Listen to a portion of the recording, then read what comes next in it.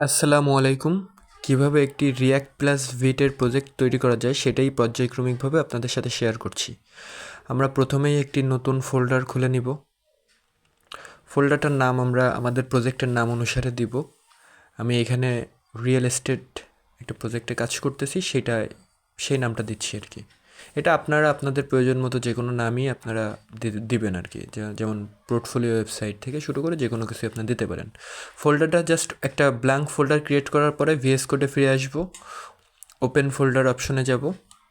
Open ফোল্ডারে যেয়ে দেখেন ওই যে আমার ওই ব্ল্যাঙ্ক ফোল্ডারটাকে আমরা সিলেক্ট করব এখান থেকে। দেখেন আমার ফোল্ডারটা কিন্তু এমটি, এর মধ্যে আপাতত কিছুই কিন্তু দেখা যাচ্ছে না। তো আমরা এবার টার্মিনাল ওপেন করব। থ্রি ডটে যে টার্মিনাল, নিউ টার্মিনাল।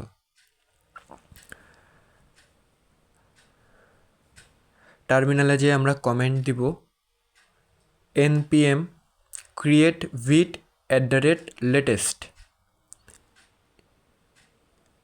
আপনারা স্পেলিংটার ব্যাপারে খেয়াল রাখবেন। vit @latest দিয়ে এন্টার চাপ দিব।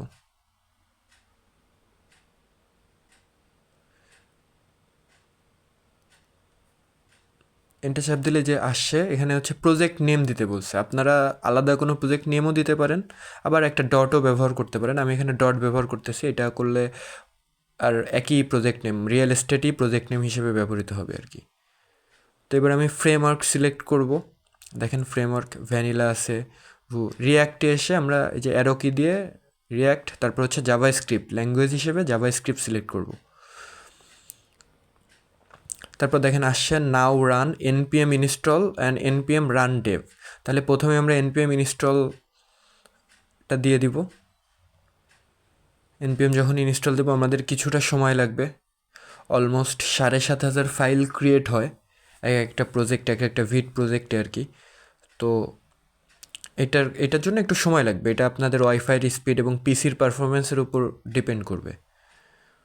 তো দেখেন যখনই হয়ে যাবে তো তখন এই যে বলছে যে 49 প্যাকেজ, কি প্যাকেজগুলো কিন্তু ইনস্টল হয়ে গেছে আমাদের যে যে প্যাকেজগুলো লাগবে। এবার আমরা দিব npm রান ডেভ, মানে npm ডেভেলপমেন্ট সার্ভারটাকে রান করো, এরকম একটা কমেন্ট আর কি। আর ভিটের প্রজেক্ট কিন্তু 5.1 পোর্ট, লোকাল হোস্ট পোর্ট 5173-তে ওপেন হয়।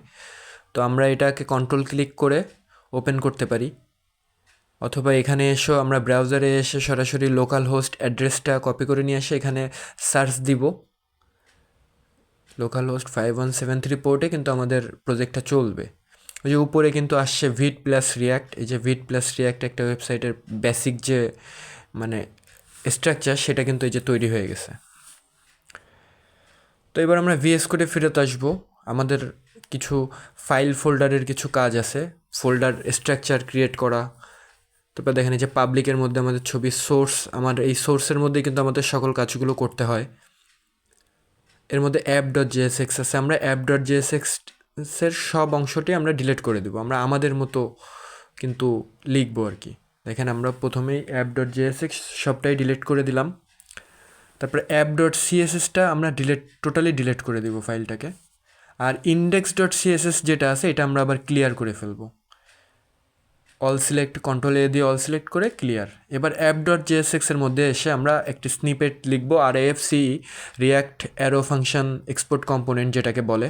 এটা হচ্ছে শর্টকাট, এটা আপনারা এক্সটেনশন নামিয়ে নিলে আপনারা RAFC ব্যবহার করতে পারবেন। দেখেন আমরা যদি এই ইসের মধ্যে app.jsx এর ডিভের মধ্যে হ্যালো ডেভেলপার লিখি, তাহলে কিন্তু এই যে আমার ওয়েবসাইটে হ্যালো ডেভেলপারটা উইদাউট এনি সিএসএস শো করতেছে, ডিফল্ট সিএসএস যেটা থাকে বা ডিফল্ট শো করতেছে হ্যালো ডেভ। তো আমি এটা কেটে দিলাম। এবার আমরা ফোল্ডার স্ট্রাকচারে যাব, অ্যাসেট। দেখেন অ্যাসেটের মধ্যে আমাদের এই অ্যাসেটটা কিন্তু এমটি। তো আমরা আমাদের প্রোগ্রামের মানে আমরা আমাদের ওয়েবসাইটটি করতে যে যে প্রোফাইল বা যে যে ছবিগুলো লাগবে, আমরা এই ছবিগুলো এইভাবে ক্লিক করে অল সিলেক্ট করব আর কি। দেখেন আমরা একটা প্রজেক্টের যে অ্যাসেটগুলো আছে ওটা সব সিলেক্ট করে আমরা ওয়েব ডেভেলপমেন্টে যাব। আমরা যে যে রিয়েল এস্টেটে যে সোর্সের মধ্যে যে অ্যাসেটের মধ্যে একটা ছবি থাকবে বাই ডিফল্ট, এটা ডিলিট করে দিয়ে আমরা যে প্রজেক্টে যে ছবিগুলো ব্যবহার করতে চাই সেই ছবিগুলো আমরা এখানে ব্যবহার করলাম। দেখেন আমরা আমাদের সমস্ত অ্যাসেটগুলো কিন্তু আমরা কপি করে নিয়ে আসলাম অন্য একটা জায়গা থেকে। তো ছবিগুলো নিয়ে আসার পরে আমরা কিন্তু এই যে ছবিগুলো আমরা কিন্তু এই যে দেখতে পারতেছি যে এই ছবিগুলো আমরা আমাদের প্রজেক্টে বিভিন্ন ক্ষেত্রে বিভিন্ন জায়গায় ব্যবহার করব। তো আমরা ছবিগুলোকে আনা শিখে গেলাম কীভাবে ছবিগুলো আনতে হয়। এবার আমরা সোর্সে যে রাইট ক্লিক করে নিউ ফোল্ডার, আমরা ফোল্ডার স্ট্রাকচার ক্রিয়েট করব কম্পোনেন্টস। আমাদের যে কম্পোনেন্টসগুলো আছে আমরা সব কম্পোনেন্টস একটা মাদার ফোল্ডারের মধ্যে রাখবো, যেটার নাম হচ্ছে কম্পোনেন্টস। কম্পোনেন্টসের উপর আবার রাইট ক্লিক করে আমরা আমাদের হিরো সেকশন হেডার বা ন্যাপবার যেটাই বলেন আপনি, প্রথমে আমি ন্যাপবার ক্রিয়েট করলাম, ন্যাপবার। আবার কম্পোনেন্টের উপর রাইট ক্লিক করে নিউ ফোল্ডার দিয়ে এখানে হিরো একটা ফোল্ডার আমরা তৈরি করলাম। যখনই হিরো ফোল্ডার তৈরি করব, দেখেন আমার 2টা ফোল্ডার হয়ে গেল। এবার এই 2টা ফোল্ডারের মধ্যে ধরেন হিরো ফোল্ডারের মধ্যে আমরা JSX এবং CSX 2টা ফাইল তৈরি করব। একই সিস্টেম, রাইট ক্লিক করবেন, হিরো ফোল্ডারের উপর রাইট ক্লিক করে নিউ ফাইল নেবেন, ফাইলটার নাম দেবেন hero.jsx। আপনারা অবশ্যই JSX ফাইলের নাম অবশ্যই বড় হাতের অক্ষর দিয়ে শুরু করবেন, ক্যাপিটাল লেটার দিয়ে শুরু করবেন। এবং hero.jsx এবং hero.css 2টা আমরা ক্রিয়েট করলাম আর কি।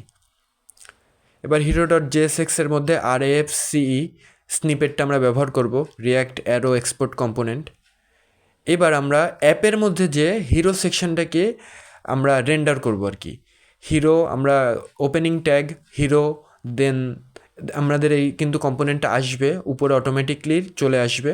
তো আমাদের কিন্তু উপরে যখন ইম্পোর্টে আসছে, দেখেন আবার আমরা যদি সিলেক্ট করি যে মানে এটার ভিতর এতক্ষণ আমি যেটা লিখতেছিলাম সেটা দেখা যাচ্ছিল এখন কিন্তু অ্যাপের ভিতর আমরা যেটা দেখতেছিলাম সেটা, কিন্তু এখন আমরা হিরোর মধ্যে যেটা লিখবো সেটাই। দেখেন আমাদের কিন্তু যে উপরে hero.jsx উল্লেখ করতে হবে ইম্পোর্ট হিরো ফ্রম। এবার দেখেন আমরা কিন্তু হিরোর মধ্যে যেটা লিখছি সেটা কিন্তু আমরা দেখতে পাচ্ছি। এভাবেই আমরা খুব সহজে একটি প্রজেক্টের বেসিক স্ট্রাকচার তৈরি করতে পারবো। আসসালামু আলাইকুম।